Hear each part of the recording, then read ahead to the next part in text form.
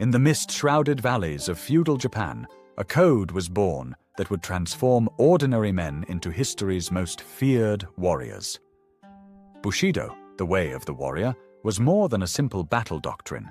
It was a complete philosophy that demanded absolute loyalty, unflinching courage, and the willingness to embrace death rather than dishonor. Behind the romanticized image of the noble samurai lies a darker, more complex reality that few in the West truly understand. The origins of Bushido stretch back to the 12th century, when Japan's imperial court began losing power to military clans led by powerful warlords. As these clans battled for supremacy, they needed fighters who would follow orders without question, fight with supernatural courage, and remain loyal unto death. Thus, the samurai class was born, professional warriors bound by oath to their lords, or Daimyo. Their philosophy was initially pragmatic, focused on battlefield effectiveness, but over centuries evolved into something far more comprehensive and demanding. At its core, Bushido rested on 7 virtues: righteousness, courage, benevolence, respect, sincerity, honor, and loyalty. These weren't merely suggested guidelines, they were absolute requirements. A samurai who failed to embody these virtues was considered unworthy of his station and his sword. The 8th unofficial virtue was filial piety, absolute devotion to one's parents and ancestors. This created warriors who saw themselves not as individuals, but as links in a chain stretching back through generations, carrying the honor of all who came before. Perhaps the most misunderstood aspect of Bushido was its relationship with death. From childhood, samurai were taught that death was preferable to dishonor. The famous saying, "The way of the warrior is found in death," wasn't metaphorical, it was literal instruction. A true samurai was expected to live as though he were already dead, removing all fear and hesitation from his actions. This philosophy created warriors of terrifying effectiveness, men who would charge into hopeless battles without flinching, knowing their worth lay not in victory, but in how honorably they fought. The katana, the samurai's signature curved sword, wasn't just a weapon, it was considered the warrior's soul made manifest. A samurai's relationship with his blade bordered on the mystical. The sword was never to be drawn without purpose, never to be surrendered, and never to be separated from its owner. Samurai would name their blades, speak to them, and treat them with religious reverence.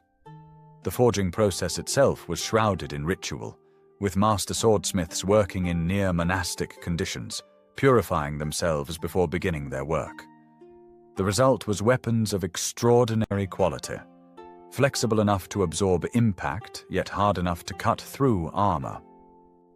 Training began in early childhood, often as young as 5 or 6 years old. Young samurai in training faced brutal regimens designed to eliminate weakness and fear. They practiced in all weather conditions, endured physical punishment for the slightest error, and were deliberately underfed to teach them to function while hungry. By adolescence, these boys could already wield weapons with deadly efficiency. By adulthood, they had been transformed into living weapons themselves. Their bodies hardened, their minds conditioned to obey without question, their spirits prepared to face death at any moment. The concept of face, or honor, was so central to Bushido that samurai would commit suicide rather than live with shame. This ritual, known as seppuku, involved disemboweling oneself with a short blade, an agonizing death deliberately chosen for its difficulty. It demonstrated that the samurai maintained control and courage even in his final moments. This wasn't considered an escape from punishment, but the ultimate act of taking responsibility. So ingrained was this value that samurai would sometimes commit seppuku after losing a battle, making a political misstep, or even failing to prevent their lord's death. The loyalty demanded by Bushido was absolute and extended beyond death. When a lord died, his most devoted samurai were expected to follow him into the afterlife through junshi, ritual suicide. The 47 Ronin, masterless samurai who spent years planning the perfect revenge for their lord's wrongful death, exemplify this loyalty. After successfully assassinating the court official responsible, all 47 committed seppuku, knowing their act would mean certain death. Their graves at Sengakuji Temple remain a site of pilgrimage today, honored not for their killing, but for their perfect loyalty. Contrary to popular belief, samurai were not just swordsmen. They were expected to be cultured, educated men. The ideal warrior was as skilled with a calligraphy brush as with a blade, as thoughtful in composing poetry as in planning battle strategy. This concept, known as Bunbu Ryodo, the way of the literary and military arts, produced warriors who could discuss philosophy before slaughtering enemies. The seeming contradiction made sense within Bushido. Both activities required the same disciplined mind, the same attention to form, and the same dedication to perfection. The battlefield code of the samurai was merciless. Showing mercy to an enemy was considered an insult. It suggested the opponent wasn't worthy of a proper death. Taking prisoners was rare. Instead, samurai would collect enemy heads as proof of their kills. These heads would be carefully washed, combed, and presented to commanding officers for verification and reward. High-ranking enemies might have their heads displayed on stakes or preserved. This practice wasn't seen as barbaric, but as respectful, acknowledging the enemy's worth by treating their remains with ritual care. For all its emphasis on honor, Bushido contained surprising contradictions. While face-to-face combat was idealized, samurai were also trained in deception, ambush, and assassination. The famous ninja were often from samurai families, specializing in the less glamorous aspects of warfare. The difference was one of context.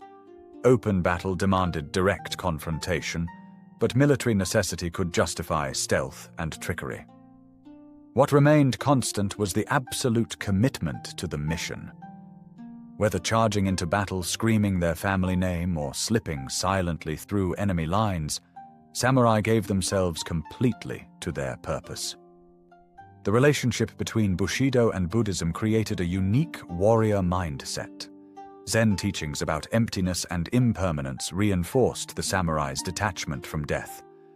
Through meditation, warriors learned to empty their minds of fear, hesitation, and self-preservation.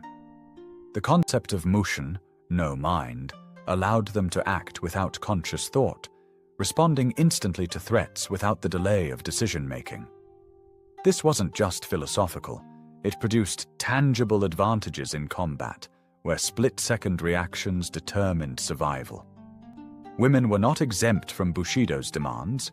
While they rarely served as frontline warriors, samurai wives and daughters were expected to embody the same virtues as their male counterparts. They were trained in the use of the naginata, a pole weapon with a curved blade, to defend their homes in their husband's absence. More importantly, they were expected to maintain the same sense of honor, sometimes committing suicide rather than being captured by enemies. The ideal samurai wife was willing to sacrifice her children and herself to preserve family honor, a standard few modern minds can comprehend. The concept of giri, obligation, versus ninjo, human feeling, created some of Bushido's most wrenching dilemmas. Samurai were constantly torn between their personal feelings and their duty. The perfect warrior would unflinchingly choose obligation every time, even if it meant killing a friend, abandoning a lover, or sacrificing a child. These impossible choices form the heart of many samurai dramas, where the tragedy stems not from evil, but from the unbearable tension between equally sacred values. What made a samurai heroic wasn't freedom from this conflict, but the strength to choose duty despite the heart's protests. As firearms entered Japan in the 16th century, the samurai faced an existential crisis. Their carefully honed skills, passed down through generations, could be rendered useless by peasant conscripts with minimal training. The response was to double down on Bushido's spiritual aspects. A samurai's worth now lay not in battlefield effectiveness, but in his perfect embodiment of the warrior virtues. This transformation preserved the samurai's elite status, even as their practical military role diminished, demonstrating how adaptable Bushido could be in the face of changing circumstances. The Sengoku period, Japan's warring states era, saw Bushido tested in nearly constant warfare. For over a century, Daimyo fought for supremacy, leading to some of history's most devastating battles. This crucible forged the most perfect expressions of Bushido, as necessity stripped away everything but the code's essential elements. Warriors like Miyamoto Musashi, Japan's most famous swordsman, emerged from this period having faced death so many times that they achieved a kind of transcendence, living embodiments of Bushido's highest ideals. With the Tokugawa shogunate's establishment in 1603, Japan entered a period of peace lasting over 2 centuries. Paradoxically, this peace crystallized Bushido into its most rigid form. Without actual battles to fight, samurai became increasingly focused on perfect form, elaborate courtesy, and strict hierarchy. The substance of being a warrior was gradually replaced by the appearance of being a warrior. Yet even in this ritualized form, Bushido maintained its hold on the samurai imagination, producing warriors ready to die for increasingly abstract concepts of honor. The Meiji Restoration in 1868 officially abolished the samurai class, ending their legal privileges and even their right to wear swords. Yet Bushido didn't disappear. It transformed, becoming Japan's national ethos. The same virtues once expected only of warriors were now demanded of all Japanese citizens. This nationalized Bushido would later fuel Japan's imperial ambitions, creating soldiers who fought with samurai-like disregard for death. The kamikaze pilots of World War II, choosing certain death over surrender, were the modern inheritors of the ancient Bushido spirit. Today, Bushido's legacy is deeply ambiguous. Its emphasis on loyalty, discipline, and excellence continues to influence Japanese corporate culture and martial arts worldwide. Yet its darker aspects, the glorification of death, the subordination of the individual to the group, the unyielding demand for perfection, have also left scars. Modern Japan struggles to reconcile admiration for samurai virtues with recognition of where such thinking led in the 20th century. The way of the warrior remains both inspiring and cautionary, a philosophy of extraordinary power that can elevate or destroy depending on how it's wielded. If you found this exploration of Bushido fascinating, don't forget to like this video and subscribe to our channel for more deep dives into history's most compelling warrior cultures. In the comments, let us know which aspect of the samurai code you find most intriguing or disturbing.